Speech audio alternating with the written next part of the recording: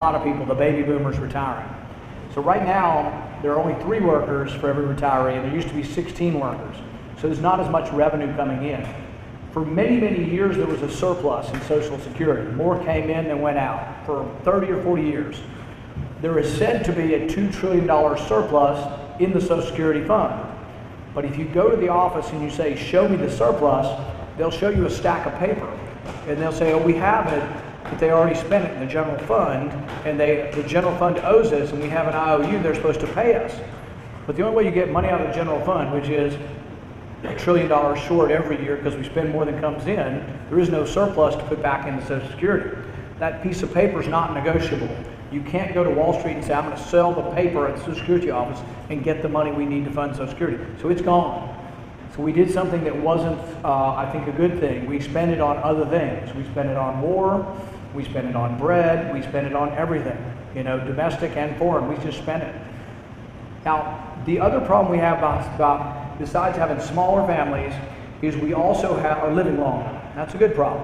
But when Social Security started, the average life expectancy was 65, so it worked very well because no one lived to receive it. But now the average life expectancy is 80, and really if you make 75 or 80, your life expectancy is probably another 10 or 15 years. So we're really living a long time, and that's great. But we have to figure out how to fix the fundamental imbalance of not having enough taxes coming in and having too much go out the door. So I have tried to do something. I introduced a bill right after I got there. Now, it's not something that everybody's going to whoop and jump up and down and say, yay, this is how we have to fix it, but I want to fix Social Security so it will continue. The only way you can do it is you have to increase the age of eligibility. Nobody's jumping up and down, but I see people nodding their heads knowing that it's coming. If you talk to young people in the room, you talk to anybody in their 20s, they're not even sure they're getting it. But the thing is those of us in our 50s are going to have to wait longer. And we've already done this once. In 1983, the age was 65. And from 1983 to 2000 and maybe even 8 or 9, we gradually increased the age. You don't have to do it all at once. You can do it a couple of months a year. So now it's 67. Nobody gets Social Security until they're 67. There's an early, opt-out where you get less if you want, but it's really 67 for Social Security.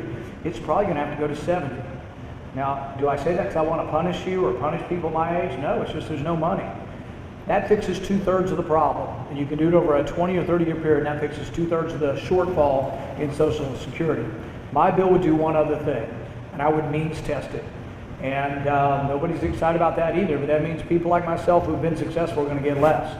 But in order to do that, we protect it for the people who that's all they have. I'm going to have other means for my retirement. Many people in this room will.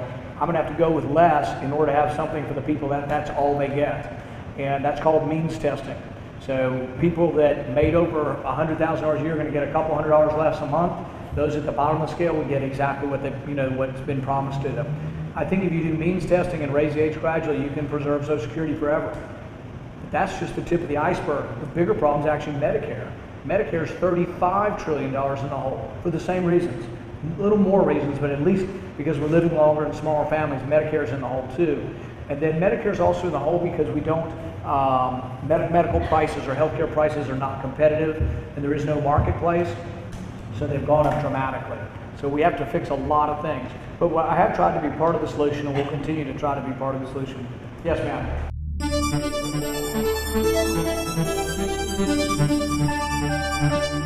And the thing is that we are a rich country, and I think we can help and take care of those who can't help themselves. However, in order to do that, it's just sort of like the way what I began with in the speech part was that in order to have that money, you got to look at all the money being spent and say, is there anybody that really doesn't need that money? So for example, if you look like me and you hop out of your truck, you shouldn't be getting disability. If your son was born with a disability that is not his fault and he can't overcome it, there's no medicine going to make him better, we should be able to deal with that. But to have enough money for it, you've got to make a lot of programs for able-bodied people transient. So if you're out of work, we need to help you while you're out of work, but you need to get back to work. It needs to be a temporary assistance. Same way with Medicaid. Medicaid needs to be a temporary assistance until you get on your feet and get a job. The other thing you have to look at is how many people can you support on Medicaid? If all of Oldham County were on Medicaid, who would work to pay for it? So you can't have everybody on Medicaid. Can you have 50%? I don't know, that's a lot. Can you have 10% or 5%? Maybe. What you need to do is have a small enough people that are on government assistance that there's a lot of people left working to provide. The one analogy is like when you got people in the wagon, people that are having to be pulled, you got to have enough people pulling the wagon. If the wagon gets overloaded with people, there's not enough steam from the economy pulling the wagon, you run out of money. And so we do have to have some rules, and I think we also have to consider that as we expanded Medicaid, maybe we need to institute some consumer participation in it, in the sense that those who are not the poorest of the poor, but the new people that have been added, maybe co-pays and things like that to get them to use the system wisely. So what you're telling me over here, what you're telling me is if we get our new Medicaid system that Bennett is proposing, that some of that money that we're saving is going to go to people with disabilities who really aren't part of the 115. right. What I'm saying is that everybody can't be on disability, everybody can't be on Medicaid, so let's find the most deserving, and let's try not to have everybody on it so we have enough money to take care of those who are most deserving. But you can't have everybody on it, and we got to figure out a way to have, there have to be some limits. And the other thing is like, for example, if you're able-bodied, if you can work, even if it means sitting and working, and you're receiving assistance, you should work. I'm not talking about your son, who you can't do it, but I'm talking about a lot of other people, tens and tens of thousands, that we need to get them back in. And the other reason we want them back in, we want people to work, is not because I think work is punishment. I think work is a reward. That's how you get your self-esteem, is by working. And so people should, and we need to get people back into work, and that's what it should be. Your government assistance should be transient unless you have a permanent disability. Yes, ma'am. Yeah, no, I think it's a good question. What do we do to keep dangerous people from getting guns?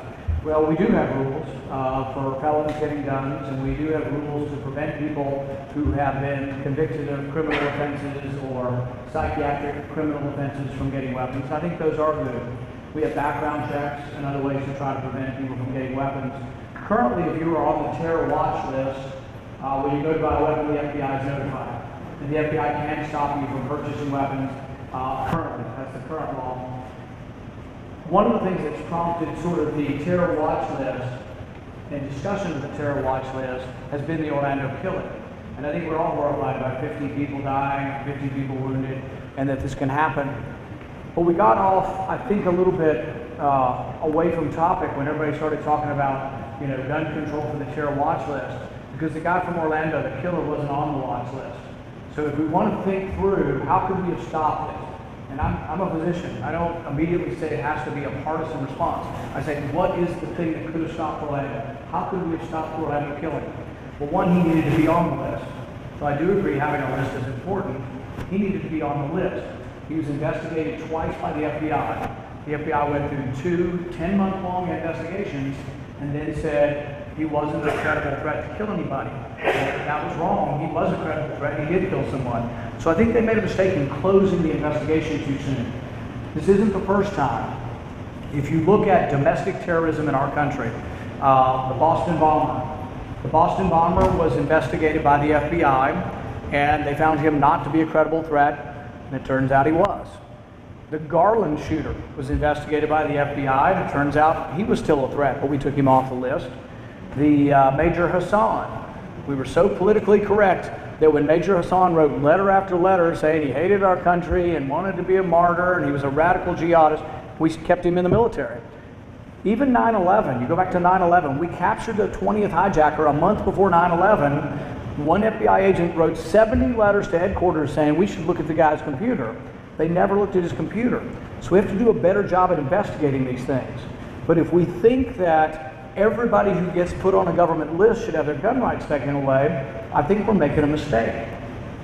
Mainly because the list is secret. The list is secret. The criteria for who is on the list is secret. Now, Ted Kennedy was on the list, and I think maybe we should have taken away his driving permit. But I wouldn't take away even Ted Kennedy's Second Amendment rights without a hearing. So in our country, we have something, and it's this presumption of innocence. You are innocent until proven guilty. I'm happy to take away the gun rights of anybody on the terrorist list who's gone through a proceeding, and I did vote for that. But the proceeding is where you get to present your side of the case. Many, many people are put on this list erroneously, are eventually taken off. But the thing is, you wouldn't want, what if you got put on the terror list and we said, well, you know, it's really bad that people can go to a mosque and talk about Islam if they're on the terror list. Maybe they shouldn't be allowed to go to church. So let's take away their First Amendment right. So the Second Amendment is no less than the First Amendment. Should we take away other fundamental rights without a proceeding? In our country, are we not presumed innocent until we're found guilty? So by all means, I don't want dangerous people to have weapons. But just one other thing before we finish that subject. The FBI had another chance. He goes into a gun store, the Orlando killer, 6 weeks before. He goes into a gun store and he says he wants to buy 1,000 rounds of ammunition. He's talking in Arabic to someone over the phone, and he wants body armor. The gun store owner said he was suspicious. He called the FBI. The FBI came out. So he's been investigated twice. The FBI comes out. They didn't even look at the security footage. I guarantee your local police, anytime they're called to a robbery, looks at the security footage. The FBI did not look at the security footage, and they didn't present the gun store owner with pictures of people who'd been investigated for terrorism. So if we want to stop killings, we've got to do better investigations. But gun control doesn't work. Gun control works for law-abiding people, but it doesn't work for criminals. It doesn't work for terrorists. They're not deterred by fines. Do you think someone who is a criminal is deterred by a fine? We should protect the Second Amendment just as much as the First Amendment. I think we have time for one more.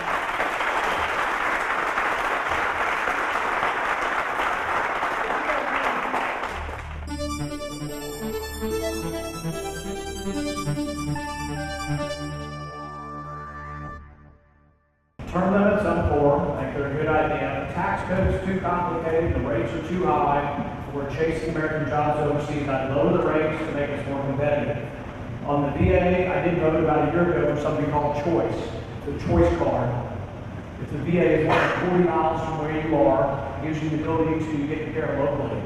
I think the VA hospitals that we have should try to specialize in wartime injuries, post-traumatic stress disorder, gunshot wounds, amputations, burns, the things of war. But for routine stuff, if the military, you can get your health care through the military. If you need colonoscopy, you should be able to get that locally. I think you're right, it's probably less expensive. The VA hospitals that we're building one in Aurora, Colorado, $1.8 billion for 180 beds, $10 billion per room in the hospital. So it's outrageous. And I think I've worked in the VA system. I've worked in 3 VA hospitals, including one in Louisville some. And I think overall the quality is pretty good. The access to care and how quickly it is not always the best. And I think sort of a hybrid, still having the VA hospitals, but then having some choice to go to local hospitals would be a good idea.